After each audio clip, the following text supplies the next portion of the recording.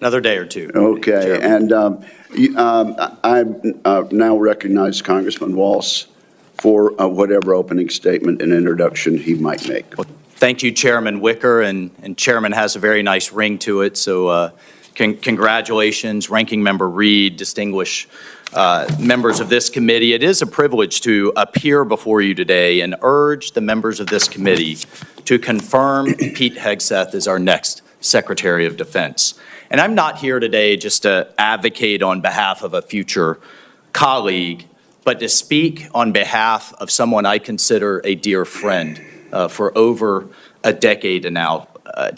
Like Pete, I served in the U.S. Army. Like Pete, I'm a veteran. We deployed to Afghanistan and all over the world at the height of the war on terror, which is the war of our generation. And like thousands of other warfighters, we've witnessed the hardships of war. We've experienced the loss of friends in combat. We've endured too much time away from family and friends, and no one, I can promise you this, no one hates war more than those who have had to go fight it. No one does. Pete's story, though, isn't that much different from the millions of other veterans. And they know it, and they appreciate him for the experiences that he's gone through. And after our country was brutally attacked on 9/11, Pete Hegseth answered the call of duty, like so many others. He put the interests of this country ahead of his own. And I can tell you firsthand, as can the heroes sitting in this audience behind me, Pete's character of country, his selflessness, his duty, these are the key tenets that have shaped him into the leader that he is today. These are the traits that President Trump recognized when making the decision to nominate Pete for this critical role. He will bring the perspective of being the first Secretary of Defense to have served as a junior officer on the front lines, not in the headquarters, on the front lines in the war on terror, and recognizes the human costs, the financial costs, and the policy drift that was discussed often in this very room that led us to decades and decades of war. So not only does he understand the threats he faces, but as the chairman mentioned, he is brilliant in my mind at communicating those to the American people in a way that is often not communicated in Washington, D.C., to reach out to the American people so that they understand why the military needs to do what it needs to do. And look, I have no doubt that he is going to get the Pentagon back to its primary mission, lethal readiness. That warrior ethos is what our enemies will respect. That warrior ethos is what our enemies will fear. And it's that warrior ethos that will keep the peace. And so, look, ladies and gentlemen, in my humble opinion, our military deserves better than it's getting. Our country faces a devastating recruitment crisis. Men and women are not volunteering to serve at the levels required. Our readiness is down. Our costs are up. And it seems like nearly every major weapon system, again, often discussed in this very room, is costing too much, delivering too little, and taking way too long. The bottom line is the status quo is unacceptable. It's not working. And the members of this committee, you all know it. You know it's not working. And the members of the House Armed Services know it's not working. And we have hearing after hearing, year after year. And here we are decades later describing the same problems. The Pentagon has continuously failed audits. The businesses that want to do business with the Pentagon have to pass an audit, but the entity itself fails an audit. Innovation is stalled, morale is down, standards have been weakened, and meritocracy is less valued. And as a result, our adversaries have been emboldened all over the world. Ladies and gentlemen, it's time for change. It is time for change. You all have literally seen thousands of veterans, as the chairman cited one amazing Medal of Honor recipient. But we have seen thousands of veterans expressing their support for Pete. This is a man who can reinvigorate that warrior ethos, and this is a man that will lead. I can't imagine having a more capable partner in my position as National Security Advisor. Pete is a man of family, of faith, and he's committed to making our country stronger again. And most importantly, and brother, I know this in my core, he will always have as a first principle the service members that are out there on the front lines for all of us at the heart of every decision he makes. So, Senators, I urge you to support this confirmation. It is critical that President Trump has his national security team in place for the challenges ahead, and I thank you. Thank you, Mike, for your testimony, and I'm guessing that each and every member of this committee will want to have you on speed dial for the next few years. So thank you both. Our two guests may. India is on the move, fast, dynamic, unwavering. Join this incredible growth story with index funds. Track performance of various indices, capturing growth potential of companies across leading industries and sectors. These funds are ideal for long-term wealth creation. Invest in India. Invest in index funds. Mutual fund investments are subject to market risks. Read all scheme-related documents carefully.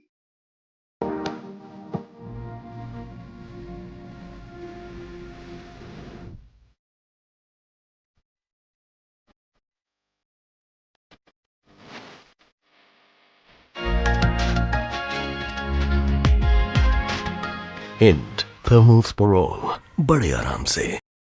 Branch on a timely basis. Do you agree, if confirmed, to appear and testify before this committee when requested? Yes, sir. Do you agree to provide records, documents, and electronic communications in a timely manner when requested by this committee, its subcommittees, or other appropriate committees of Congress, and to consult with the requester regarding the basis for any good faith delay or denial in providing such records? Yes, sir. Will you ensure that your staff complies with deadlines established by this committee for the production of reports, records, and other information, including timely responding to hearing questions for the record? Yes, sir. Will you cooperate in providing witnesses and briefers in response to congressional requests? Yes, sir. Will those witnesses and briefers be protected from reprisal for their testimony or briefings? Yes, sir. All right. So at this point, Mr. Hegseth, you are recognized for your opening statement. Well, thank you, Chairman Wicker, Ranking Member Reed, and all the members of this committee for this opportunity today. I'm grateful for and have learned a great deal from this advise and consent process. Our founders knew what they were doing. Should I be confirmed, I look forward to working with this committee, senators from both parties, to secure our nation. I want to thank the former senator from Minnesota, Norm Coleman, for his mentorship and friendship in this process, and the incoming National Security Advisor, Congressman, and more importantly for our purposes, Colonel Mike Waltz, for his powerful words. I'm grateful to them both. Thank you to my incredible wife, Jennifer, who has changed my life and been with me throughout this entire process. I love you, sweetheart, and I thank God for you. And as Jenny and I pray together every morning, all glory, regardless of the outcome, belongs to our Lord and Savior, Jesus Christ. His grace and mercy abounds each day. May his will be done. Thank you to my father, Brian, and mother, Penny, as well as our entire family, including our 7 wonderful kids, Gunnar, Jackson, Peter Boone, Kensington, Luke, Rex, sorry, it's a lot of them, and Gwendolyn. Their future safety and security is in all of our hands. And to all the troops and veterans watching and here in the room, Navy SEALs, Green Berets, soldiers, pilots, sailors, Marines, Gold Stars, and more, too many friends to name. Officers, enlisted, black and white, young and old, men and women, all Americans, all warriors. This hearing is for you. Thank you for figuratively and literally having my back. You are a misogynist. Not only that, you are a Christian Zionist. And you support the war in Gaza by the Zionists. I want to thank the authorities for their swift reaction to that outburst and state that similar interruptions will be treated in like manner. Mr. Hegseth, you may continue. Well, as I'll say again, thank you for figuratively and literally having my back. I pledge to do the same for all of you. It's an honor to come before this committee today as President Donald Trump's nominee for the office of Secretary of Defense. 2 months ago, 77 million Americans gave President Trump a powerful mandate for change, to put America first, at home and abroad. I want to thank President Trump for his faith in me and his selfless leadership for our republic. The troops have no better commander-in-chief than Donald Trump. As I've said to many of you in private meetings, when President Trump chose me for this position, the primary charge he gave me was to bring the warrior culture back to the Department of Defense. He, like me, wants a Pentagon laser-focused on lethality, meritocracy, warfighting, accountability, and readiness.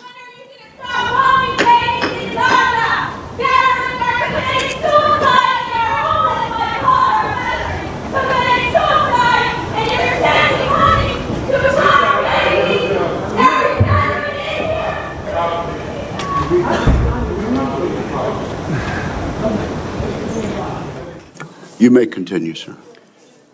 Returning the Pentagon back to warfighting, that's it. That's my job. Mr. Hegseth, suspend your remarks. Let me just say this. The Capitol Police are going to remove immediately individuals that are disrupting the hearing. I see a pattern attempted to be inflicted on the committee, and we're simply not going to tolerate that. You may proceed. To bring back warfighting, if confirmed, I'm going to work with President Trump and this committee to, one, restore the warrior ethos to the Pentagon and throughout our fighting force. In doing so, we will reestablish trust in our military, addressing the recruiting crisis, the retention crisis, and readiness crisis in our ranks. Members of the security force will remove members.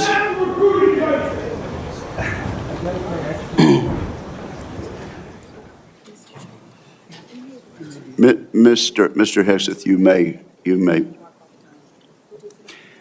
The strength of our military is our unity and our shared purpose, not our differences. Number two, we're going to rebuild our military, always matching threats to capabilities. This includes reviving our defense industrial base, reforming the acquisitions process. As you mentioned, Mr. Chairman, no more valley of death for new defense companies, modernizing our nuclear triad, ensuring the Pentagon can pass an audit, and rapidly fielding emerging technologies. And number three, we're going to reestablish deterrence. First and foremost, we will defend our homeland, our borders, and our skies.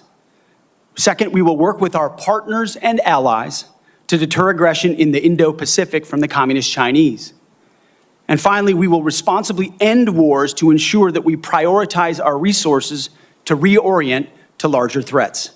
We can no longer count on reputational deterrence. We need real deterrence. The Department of Defense under Donald Trump will achieve peace through strength. And in pursuing these America First national security goals, will remain patriotically apolitical and stridently constitutional. Unlike the current administration, politics should play no part in military matters. We are not Republicans. We are not Democrats. We are American warriors. Our standards will be high and they will be equal, not equitable, That's a very different word. We need to make sure every warrior is fully qualified on their assigned weapon system, every pilot's fully qualified and current on the aircraft they are flying, and every general or flag officer is selected for leadership or promotion purely based on performance, readiness, and merit. Leaders at all levels will be held accountable, and warfighting and lethality and the readiness of the troops and their families will be our only focus. This has been my focus ever since I first put on the uniform as a young Army ROTC cadet at Princeton University in 2001. I joined the military because I love my country and felt an obligation to defend it. I served with incredible Americans in Guantanamo Bay, in Iraq, in Afghanistan, and on the streets of Washington, D.C., many of which are with me here today. This includes enlisted soldiers I helped become American citizens, and Muslim allies I helped immigrate from Iraq and Afghanistan. Because when I took off the uniform, my mission never stopped. Now, it is true and has been acknowledged that I don't have a similar biography to defense secretaries of the last 30 years. But as President Trump also told me, we've repeatedly placed people atop the Pentagon with supposedly the right credentials, whether they are retired generals, academics, or defense contractor executives. And where has it gotten us? He believes, and I humbly agree, that it's time to give someone with dust on his boots the helm. A change agent, someone with no vested interest in certain companies or specific programs or approved narratives. My only special interest is the warfighter. Deterring wars, and if called upon, winning wars by ensuring our warriors never enter a fair fight. We let them win, and we bring them home. Like many of my generation, I've been there. I've led troops in combat. I've been on patrol for days. I've pulled a trigger down range, heard bullets whiz by, flex-cuffed insurgents, called in close air support, led medevacs, dodged IEDs, pulled out dead bodies, and knelt before a battlefield cross. This is not academic for me. This is my life. I led then, and I will lead now. Ask anyone who's ever worked for me or with me. I know what I don't know. My success as a leader, and I very much look forward to discussing my organization's successes at Vets for Freedom and Concerned Veterans for America. I'm incredibly proud of the work that we've done. But my success as a leader has always been setting a clear vision, hiring people smarter and more capable than me, empowering them to succeed, holding everyone accountable, and driving toward clear metrics. Build the plan, work the plan, and then work harder than everyone else around you. I've sworn an oath to the Constitution before, and if confirmed, I will proudly do it again. This time, for the most important deployment of my life. I pledge to be a faithful partner to this committee, taking input and respecting oversight. We share the same goals: a ready, lethal military, the health and well-being of our troops, and a strong and secure America. Thank you for the time, and I look forward to your questions. Thank you very much, Mr. Hegseth. Before we begin with member questions, I would like to remind my colleagues that, consistent with the bipartisan staff agreement from December, and in concert with exactly how this committee dealt with the last Secretary of Defense nominee, each member will be recognized for one round of 7 minutes to question the nominee. Out of respect for the time of all members of this committee, the time limits will be tightly enforced. We've now been here 45 minutes, and I think we've done very well with the time. But at this point, I will begin my questioning of the nominee. Mr. Hegseth, you and your family have endured criticism of your nomination since it was announced in November. Let's get into this allegation about sexual assault, inappropriate workplace behavior, alcohol abuse, and financial mismanagement during your time as a nonprofit executive. I should note that the majority of these have come from anonymous sources in liberal media publications. But I want to give you an opportunity to respond to these allegations, sir. Mr. Chairman, thank you for that opportunity. You are correct. We undertook this responsibility with an obligation to the troops to do right by them for our warfighters. And what became very evident to us from the beginning, there was a coordinated smear campaign orchestrated in the media against us. That was clear from moment one. And what we knew is that it wasn't about me. Most of it was about President Donald Trump, who's had to endure the very same thing for much longer amounts of time. And he endured it in incredibly strong ways. So we, in some ways, knew it was coming. We didn't understand the depth of the dishonesty that would come with it. So from story after story in the media, left-wing media, we saw anonymous source after anonymous source based on second or third-hand accounts. And time again, stories would come out, and people would reach out to me and say, you know, I've spoken to this reporter about who you really are, and I was willing to go on the record. But they didn't print my quote. They didn't print any of my quotes. Or, I've worked with you for 10 years, or I was your accountant, or I was your chief operating officer, or I was your board member, or I was with you on 100 different tour stops for Concerned Veterans for America. No one called me. No one asked about your conduct on the record or off the record. Instead, a small handful of anonymous sources were allowed to drive a smear campaign, an agenda about me, because our left-wing media in America today, sadly, doesn't care about the truth. All they were out to do, Mr. Chairman, was to destroy me. And why do they want to destroy me? Because I'm a change agent and a threat to them, because Donald Trump was willing to choose me, to empower me, to bring the Defense Department back to what it really should be, which is warfighting. So I'm willing to endure these attacks. But what I will do is stand up for the truth and for my reputation. False attacks, anonymous attacks, repeated ad nauseum, printed as nauseum, as facts. We have provided to the committee, Mr. Chairman, and I know you're going to share, on-the-record statement after on-the-record statement from people who have served with me, worked with me at Fox News, Concerned Vets, Vets for Freedom, you name it, from the top of the chain to the bottom, who will say, I treat them with respect, with kindness, with dignity. That's men, that's women, that's black, that's white, that's every background. I have prided myself as a leader of respecting people, being professional. That is the balance of mine. I'm not a perfect person, as has been acknowledged. Saved by the grace of God, by Jesus and Jenny. I'm not a perfect person, but redemption is real. And God forged me in ways that I know I'm prepared for. And I'm honored by the people standing and sitting behind me, and look forward to leading this Pentagon on behalf of the warfighters. Thank you, Mr. Hegseth. And frankly, I'm sure there are millions of Americans watching who would agree that they've experienced that same sort of redemption. So I do appreciate that.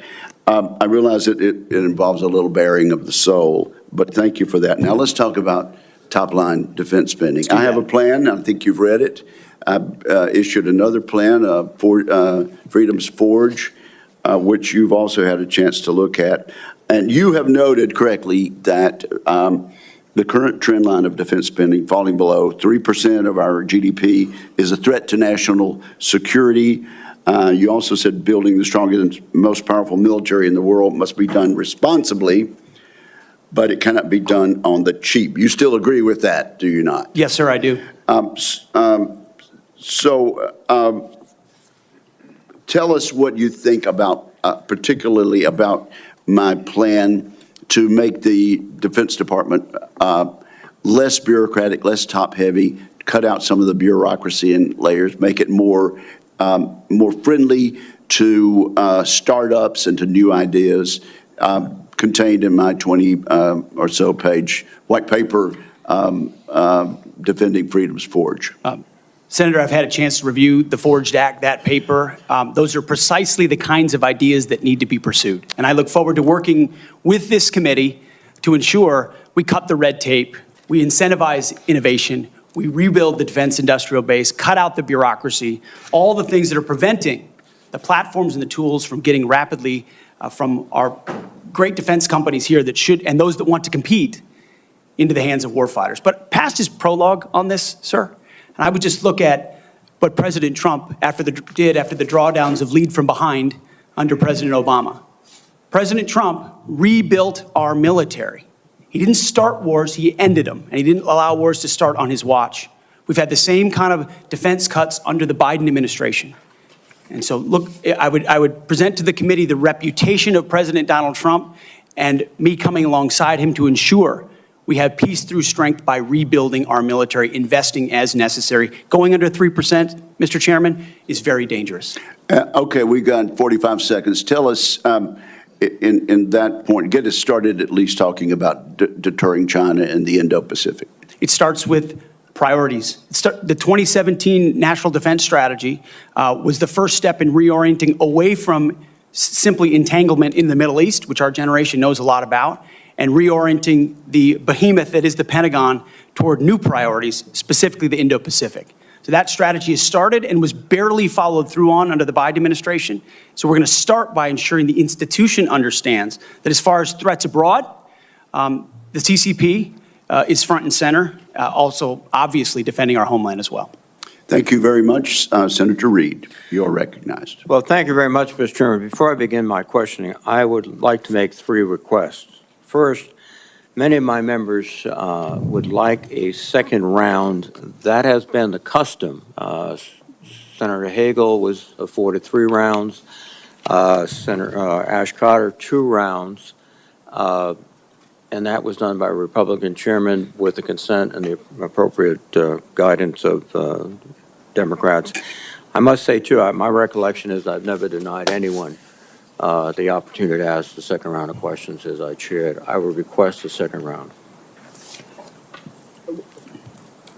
And my time is running. I think these are administrative. Oh, yeah, you're using your time. No, if the timekeeper will pause the time. I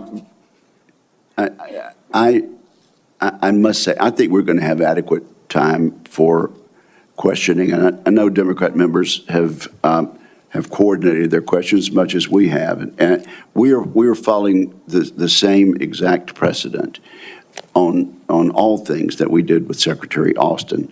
So I respectfully understand what you're saying, but I think we have an agreement. It's been known for quite some time, and I intend to stick with that agreement which we made last December. What is your second request? Second, as been publicly reported, you and I have both seen the FBI background investigation of Mr. Hegseth, and I want to say for the record, I believe the investigation was insufficient, frankly. There are still FBI obligations to talk to people.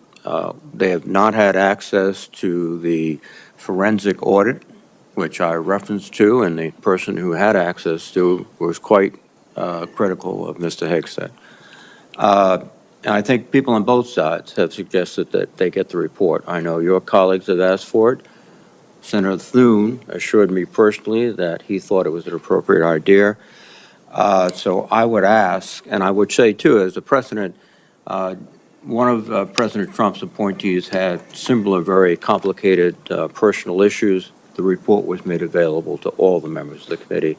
We would be following precedent, and I ask that that be made possible. Again, there's been much discussion about this, and what I intend to do is follow the exact precedent that we've had for the last 2 hearings with regard to secretaries of defense. Not only Secretary Austin, but Secretary Mattis 8 years ago. And that was for the chair and the ranking member to see the report. And so that is my intention as chair of this committee.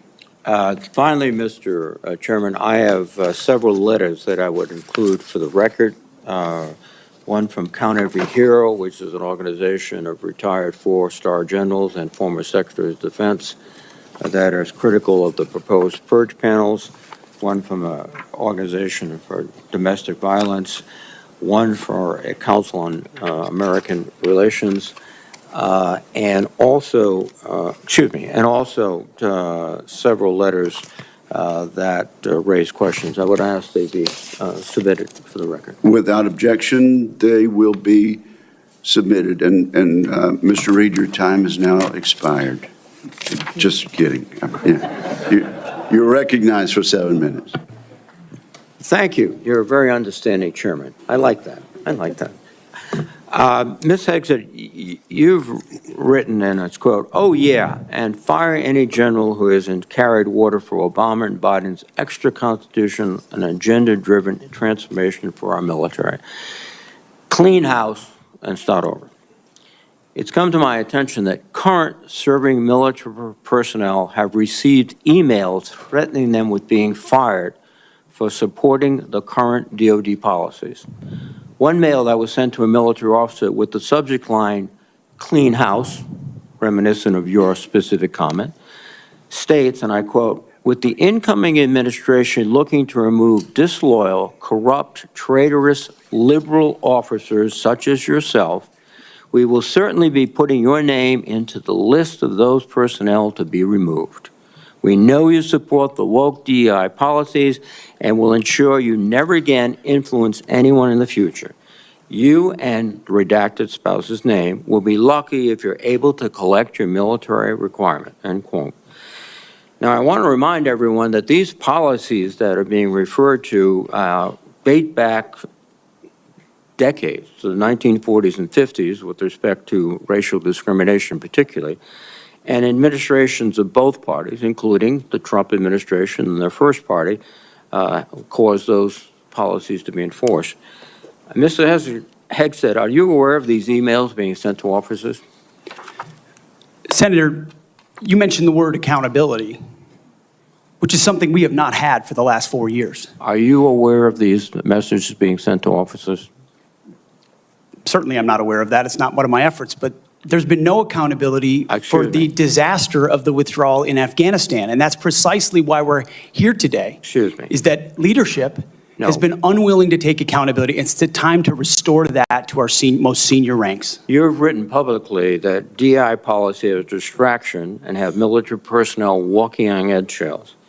Do you believe that emails like that are essentially threatening both a serving officer and a spouse and claiming that they'll lose their pension will have a distraction and detract from the lethality?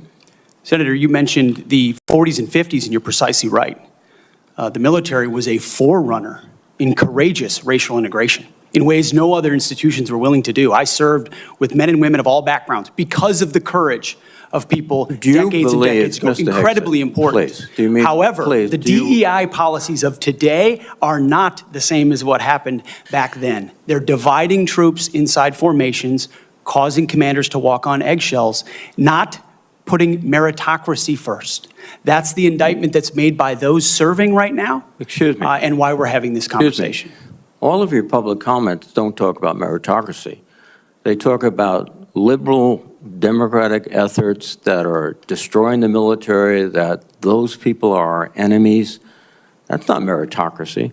That's a political view. And your goal, as I see emerging, is to politicize the military in favor of your particular positions, which you've outlined extensively, which would be the worst blow to the professionalism of the United States military and would undercut readiness, undercut retention, because I can see officers receiving these emails beginning to wonder very seriously if they should continue.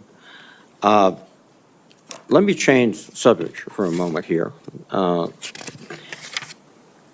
You've been instrumental in securing pardons for several convicted war criminals.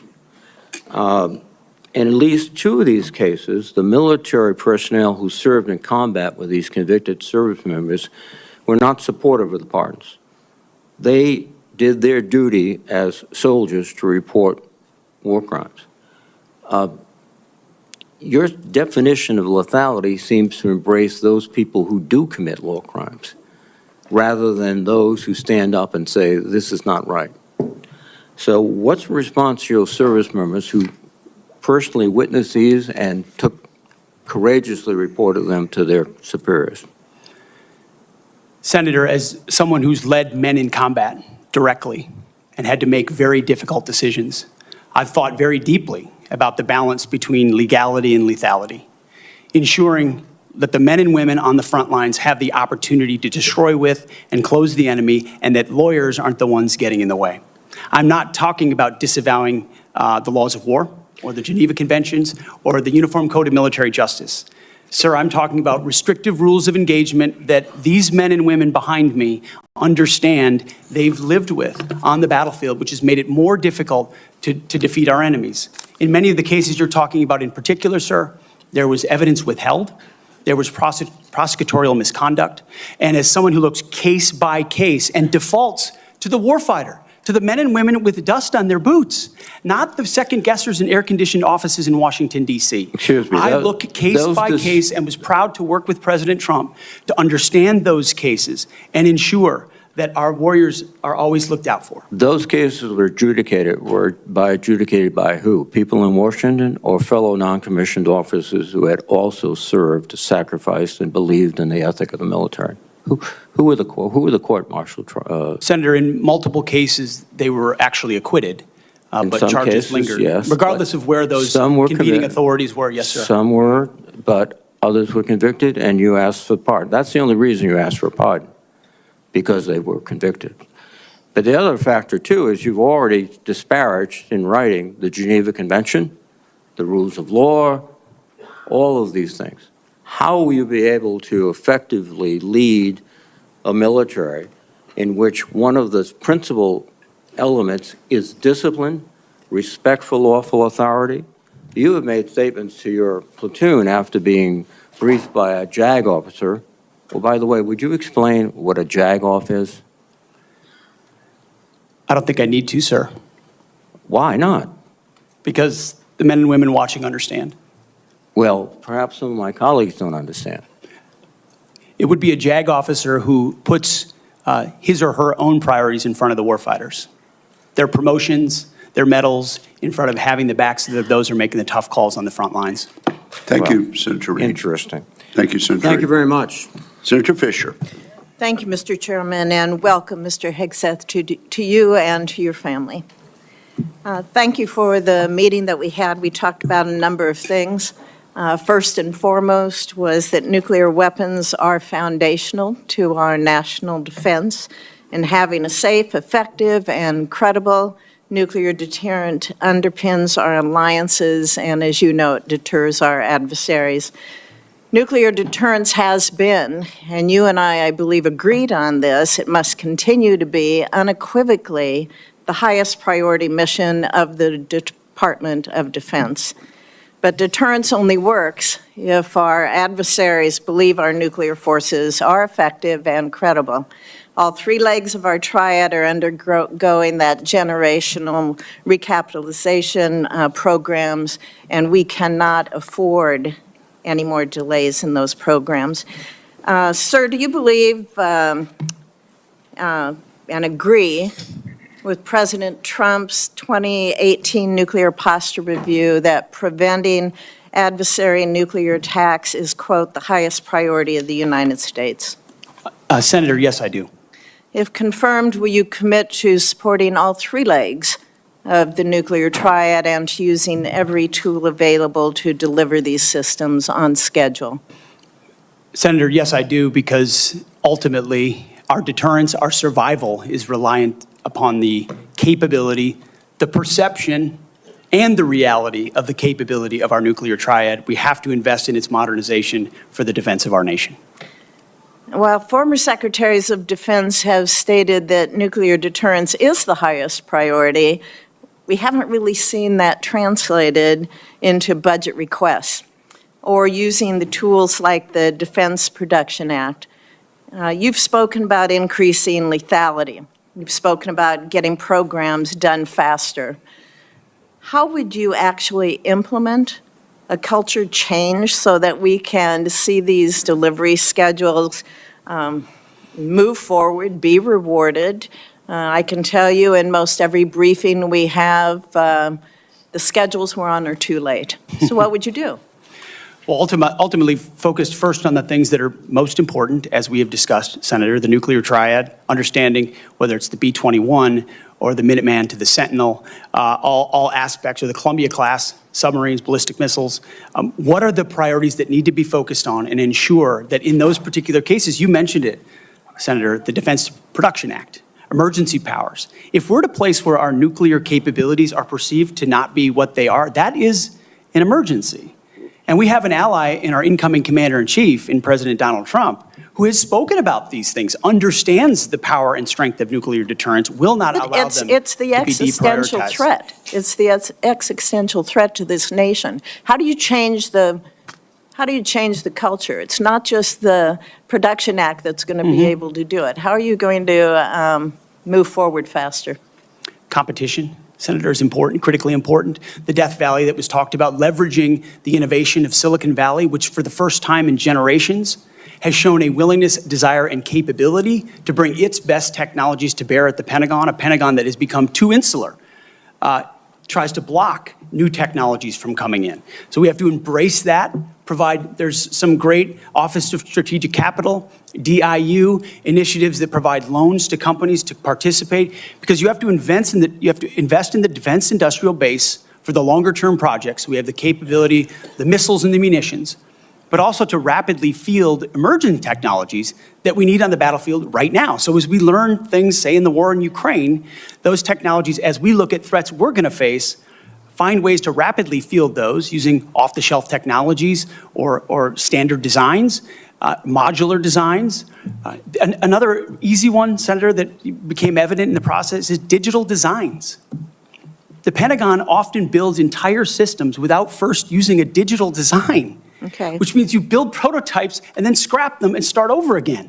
No private sector business could survive doing business that way. So there's a lot of innovation, and I'm going to hire a lot of smart people already have to help with that.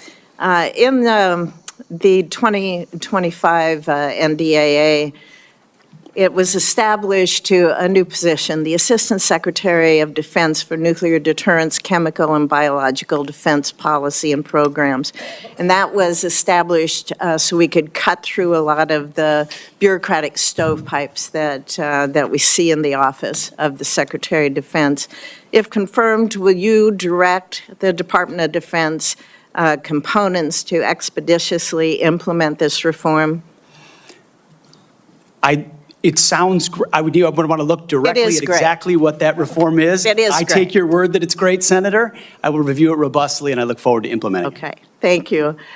During the first Trump administration, the 2018 Nuclear Posture Review concluded that the U.S. needed to once again develop and deploy a nuclear-armed sea-launched cruise missile known as SLCM to offset significant Russian and Chinese advantages in theater-range nuclear capabilities. Since then, Congress, on a strong bipartisan basis, has directed the Navy and the National Nuclear Security Administration to continue this effort. Do you support the SLCM program? As of right now, Senator, based on what I know, I do, but one of my answers I'll have repeatedly throughout this morning is getting an opportunity to look under the hood, classified material, get an understanding of true capabilities vis-a-vis enemy capabilities. Because what we know right now on the nuclear, Senator, what I know on the nuclear side is that Russia and China are rushing to modernize and build arsenals larger than ours. We need to match threats to capabilities, and the systems we elevate will be tied to whether those capabilities are needed based on the adversaries we face. Would you ensure that this program is executed according to law? Absolutely. Absolutely, Senator. What, short here, what is your plan to revitalize the industrial base in this country? Needs to be real short. Real short. Serious investment targeted at systems that we truly need by also incentivizing competition and laser focus from the OSD, from the Office of Secretary of Defense, to all the particular strategic initiatives to revive them so it's not just one system, it's multiple systems. You may want to expand on that on the record. At this point, Thank you. my colleagues, I would ask unanimous consent to enter into the record a letter organized by a group called Flag Officers for America, which has 120 retired generals and admirals offering their support for Mr. Hegseth's nomination. I ask unanimous consent. Without objection, it is entered into the record. Senator Shaheen. Good morning, Mr. Hegseth. Good morning, Senator. I was pleased when I was contacted on your behalf about meeting before this hearing. I've been on this committee since 2011, and during that time, I voted to confirm 6 nominees to be Secretary of Defense from 3 administrations, 2 Democratic and 1 Republican, the first Trump administration. Every one of those nominees met with me and my Democratic colleagues on this committee before the hearing. So, as you can imagine, I was disappointed when no one ever followed up. When we followed up with your office, you were not able to meet. Do you understand that if you're confirmed to be Secretary of Defense, that you will have a responsibility to meet with all members of this committee, not just Republicans?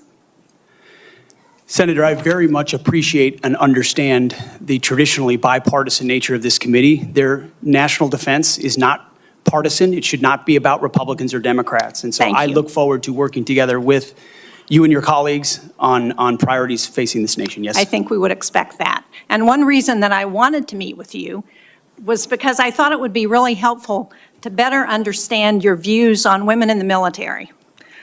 Because you've made a number of surprising statements about women serving in the military. As recently as November the 7th of 2024 on the Sean Ryan Show, you said, and I quote, "I'm straight up saying that we should not have women in combat roles. It hasn't made us more effective." The quote went on a little longer, but that was the gist of it. That was before you were nominated to be Secretary of Defense. Mr. Hegseth, do you know what percentage of our military is comprised of women? I believe it's 18 to 20%, Senator. It's almost 18%, and in fact, DOD's 2023 demographic report indicated that there are more women serving now, and there are fewer separations. So they make up a critical part of our military, wouldn't you agree? Yes, ma'am. Women in our military, as I have said publicly, have and continue to make amazing contributions across all aspects of our battlefield. Well, you also write in your book, The War on Warriors, with the chapter, The Deadly Obsession with Women Warriors, that, quote, "Not only are women comparatively less effective than men in combat roles, but they are more likely to be objectified by the enemy and their own nation in the moral realms of war." Mr. Hegseth, should we take it to believe that you believe that the 2 women on this committee who have served honorably and with distinction made our military less effective and less capable? I'm incredibly grateful for the 2 women who've served our military in uniform, and including in the Central Intelligence Agency, contributions on the battlefield, indispensable contributions. Senator, I would like to clarify, when I'm talking about that issue, it's not about the capabilities of men and women, it's about standards. And this committee has talked a lot about standards. Standards that we, unfortunately, over time, have seen eroded in certain duty positions, certain schools, certain places, which affects readiness, which is what I care about the most, readiness on the battlefield. I appreciate that. And so my comments point time and time again to standards. Your statements publicly have not been to that effect. After your nomination, you did state to a group of reporters that you, quote, "support all women serving in our military today who do a fantastic job across the globe, including combat." So what I'm confused about, Mr. Hegseth, is which is it? Why should women in our military, if you were the Secretary of Defense, believe that they would have a fair shot and an equal opportunity to rise through the ranks? If on the one hand, you say that women are not competent, they make our military less effective, and on the other hand, you say, oh no, now that I've been nominated to be the Secretary of Defense, I've changed my view on women in the military. What do you have to say to the almost 400,000 women who are serving today about your position on whether they should be capable to rise through the highest ranks of our military? Senator, I would say I would be honored to have the opportunity to serve alongside you, shoulder to shoulder, men and women, black, white, all backgrounds, with a shared purpose. Our differences are not what define us. Our unity and our shared purpose is what define us, and you will be treated fairly and with dignity, honor, and respect, just like every man and woman in uniform, just like the men and women that I've worked with in my veterans organizations, to include when I was a headquarters and headquarters company commander in the Minnesota National Guard. Well, I We had women in appreciate our your ranks as 11th well. hour conversion. But, Mr. Chairman, for the record, I would like to submit Chapter 5, The Deadly Obsession with Women Warriors, for the record. Mr. Hegseth, But without objection, it will be submitted. and are you accepted. familiar with the Women, Peace, and Security agenda at the Department of Defense? Yes, ma'am, I am. This is a law that was signed during President-elect Trump's first term. It was legislation that I sponsored with Republican Senator Capito of West Virginia. It was co-sponsored by Marco Rubio, the nominee to be the President-elect's Secretary of State. It was led in the House of Representatives by Kristi Noem, the President-elect's nominee to be the Secretary of Homeland Security. It mandates that women be included in all aspects of our national security, including conflict resolution and peace negotiations. And at the Department of Defense, it has been the law for 8 years under both the Trump and Biden administrations. The DoD has incorporated women throughout its decision-making as a result. Every single combatant commander across 2 administrations has told this committee that this law and its implementation at the Department of Defense provides them a strategic advantage operationally. Based on your comments, it appears that the example that you would like to set, not only for women in this country, but for women across the globe, 50% of the world's population, as the prospective nominee to lead the most combat-credible military in the entire world, is that women should not have an equal opportunity in our military. So will you commit to preserving the Women, Peace, and Security law at DoD and including in your budget the requisite funding to continue to restore and resource these programs throughout the DoD? Senator, I will commit to reviewing that program and ensuring it aligns with America First national security priorities, meritocracy, lethality, and readiness. And if it advances American interests, it's something we would advance. If it doesn't, it's something we would look at. Well, since former President Trump signed the law, I hope that he agrees with you. Thank you, Senator Shaheen. At this point, I would ask unanimous consent to enter into the record 5 letters of support from female service members and combat veterans who support Mr. Hegseth's nomination. These women represent diverse viewpoints, from a retired colonel with over 25 years of service to an active duty Navy surface warfare commander to a senior airman. They support Mr. Hegseth and comment on his focus on merit, warfighting readiness, military training status, and the warrior ethos. So without objection, it will be entered into the record. And now I'm honored to recognize Senator Cotton for 7 minutes. Mr. Hegseth, let's continue on this line of questioning about what's sometimes referred to as women in combat. I think that phrase is something of a misnomer.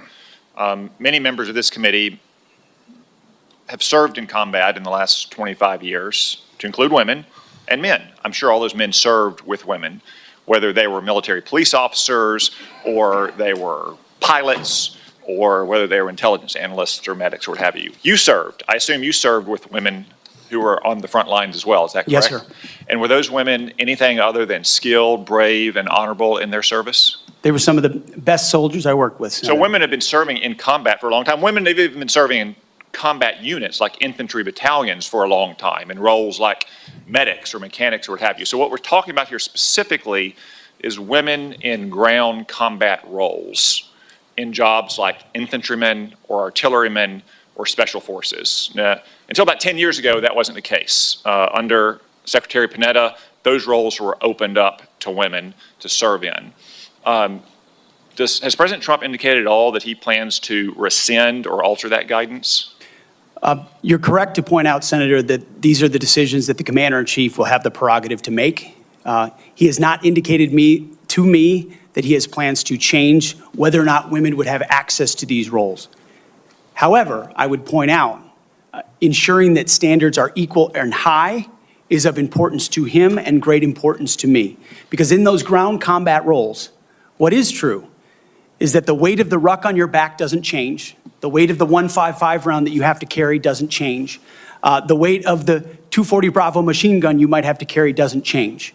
And so whether it's a man or a woman, they have to meet the same high standards. And Senator, in any place where those things have been eroded or in courses, criteria have been changed in order to meet quotas, racial quotas or gender quotas, that is putting a focus on something other than readiness, standards, meritocracy, and lethality. So that's the kind of review I'm talking about, not whether women have access to ground combat. Okay, roles. so thank you. So you expect no change to that guidance, but as you point out, in these specific jobs, there are irreducible physical demands. We expect our intelligence analysts and our mechanics to be physically fit in the military, but it's different when you're in the infantry or the artillery. You just mentioned a few things. Let me point it out. An artillery shell weighs almost 100 pounds. An Abrams tank round weighs around 50 pounds. The M240 Bravo machine gun with its tripod weighs almost 50 pounds. The average weight of a full kit, ammo, water, commo, body armor for a soldier is over 100 pounds. Nothing you can do can change any of those things, right? That is physical reality. Go ahead. Yes, Senator. And I would say the requirements to handle those things in a ground combat unit, as far as standards, can look different than those of a medic or a drone pilot. And so it's not that it has to be the same standard throughout, it's standards to maximize efficacy of that particular position. Let me read a quote here from one Army officer. While it may be difficult for a 120-pound woman to lift or drag 250 pounds, the Army cannot artificially absolve women of that responsibility. It may still exist on the battlefield. The entire purpose of creating a gender-neutral test was to acknowledge the reality that each job has objective physical standards to which all soldiers should be held, regardless of gender.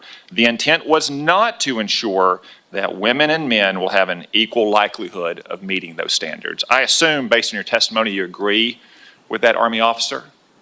Absolutely. The standards need to be the same and they need to be high. And they need to be set by the people closest to the problem set, closest to the understanding of what is required by that job. Commanders, commanding officers, and COCOMs and elsewhere who understand the reality of what they face, that's the feedback we should get. That's what should be enshrined and enforced, and no other set of political prerogatives. When I talk about removing politics, ideological or political prerogatives should contribute to those determinations, nothing other than the execution of the mission. Thank you.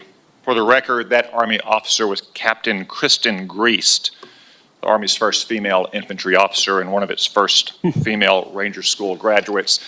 One final point, you said they need to be objective, gender neutral, and high. That's because the demands are, in fact, very high. The current physical fitness test for the Army has a minimum 2-mile run of 22 miles. Run. And I want the reporter to note that I'm putting run in air quotes, because 22 miles at 2 miles is not running. It may be jogging, it's probably walking fast. Let's move on. We've got a big, 22 minutes. We've got a big audience here. Many of them seem to be patriotic supporters of you, Mr. Hegseth. Some of them seem to be liberal critics of you. I would note that it's only the liberal critics that have disrupted this hearing. As was my custom during the Biden administration, I want to give you a chance to respond to what they said about you. I think the first one accused you of being a Christian Zionist. I'm not really sure why that is a bad thing. I'm a Christian. I'm a Zionist. Zionism is that the Jewish people deserve a homeland in the ancient Holy Land where they've lived since the dawn of history. Do you consider yourself a Christian Zionist? Senator, I'm a Christian, and I robustly support the state of Israel and its existential defense, and the way America comes alongside them is a great ally. Thank you. Because another protester, and I think this one was a member of Code Pink, which, by the way, is a Chinese Communist front group these days, said that you support Israel's war in Gaza. I support Israel's existential war in Gaza. I assume, like me and President Trump, you support that war as well, don't you? Senator, I do. I support Israel destroying and killing every last member of Hamas. And the third protester said something about 20 years of genocide. I assume that's our wars in Iraq and Afghanistan. Do you think our troops are committing genocide in Iraq and Afghanistan? Senator, I do not. I think our troops, as you know, as so many in this committee know, did the best they could with what they had. The outcomes, and tragically, the outcome we saw in Afghanistan under the Biden administration put a stain on that, but it doesn't put a stain on what those men and women did in uniform, as you know full well, Senator. Thank you, Mr. Hegseth. Thank you, Senator Cotton. At this point, I ask unanimous consent to offer to the record a letter submitted by Omar Abbasi, son of former City Council President of Samarra, Iraq, who worked with Mr. Hegseth in Iraq. Without objection, that will be entered. Senator Gillibrand. Thank you, Mr. Chairman. Thank you, Mr. Hegseth. I do want to thank you for your service, and I want to thank you for your willingness to serve in this capacity. Thank you, Senator. I have many concerns about your record, and particularly your public statements, because they are so hurtful to the men and women who are currently serving in the U.S. military, harmful to morale, harmful to good order and discipline. If you are saying that women shouldn't be serving in the military, and I'm going to read you your quotes, because the quotes themselves are terrible. You will have to change how you see women to do this job well, and I don't know if you are capable of that. So I want to press on these issues that my colleague Jean Shaheen brought up, because she said it so well. So first of all, you answered your questionnaire. Do you believe that any American who wants to serve in their country in the military and can meet objective standards set by the military should be allowed to serve without limitation? You've said yes to that question. But then in all of these other circumstances, you've denigrated active duty service members. We have hundreds of women who are currently in the infantry, lethal members of our military serving in the infantry, but you degrade them. You say, we need moms, but not in the military, especially in combat units. So specific to Senator Cotton's question, because Senator Cotton was giving you layups to differentiate between different types of combat, and specifically, as Secretary, would you take any action to reinstitute the combat arms exclusion for female service members, knowing full well you have hundreds of women doing that job right now? And the standards, your 2-mile run, Tom, is about the Army Combat Fitness Test. It is not the requirements to have an MOS 11 Bravo, which is the infantry. These are the requirements today for people serving in the industry, men and women. They are gender neutral, and they are very difficult to meet. They have not been reduced in any way, and our combat units, our infantry is lethal. So please explain specifically, because you will be in charge of 3 million personnel. It is a big job. And when you make these public statements, and I get you were not Secretary of Defense then, I get you were on TV, I get you were helping veterans, I get it was a different job. But most recently, you said this in November of 2024, knowing full well you might have been named as Secretary of Defense. So please explain these types of statements, because they're brutal and they're mean and they disrespect men and women who are willing to die for this country. Well, Senator, I appreciate your comments, and I would point out I have never disparaged women serving in the military. I respect every single female service member that has put on the uniform, past and present. My critiques, Senator, recently and in the past, and from personal experience, have been instances where I've seen standards lowered, and you mentioned 11 Alpha, 11 Bravo, MOS, places in units, and the book that has been referenced multiple times here, The War on Warriors.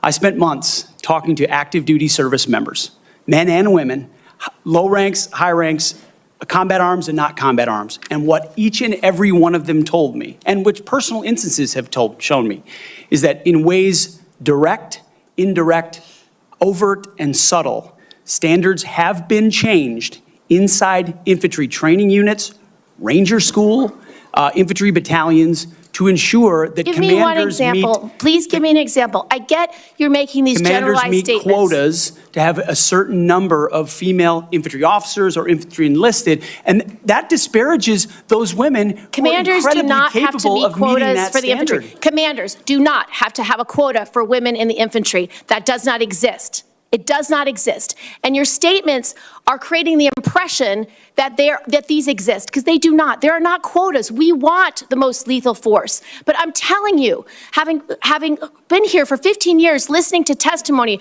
about men and women in combat and the type of operations that were successful in Afghanistan and in Iraq, women were essential for many of those units. When Ranger units went in to find where the terrorists hiding in Afghanistan or in Iraq, if they had a woman in the unit, they could go in, talk to the women in a village, say, where are the terrorists hiding? Where are the weapons hiding? And get crucial information to make sure that we can win that battle. So you cannot denigrate women in general, and your statements do that. We don't want women in the military, especially in combat.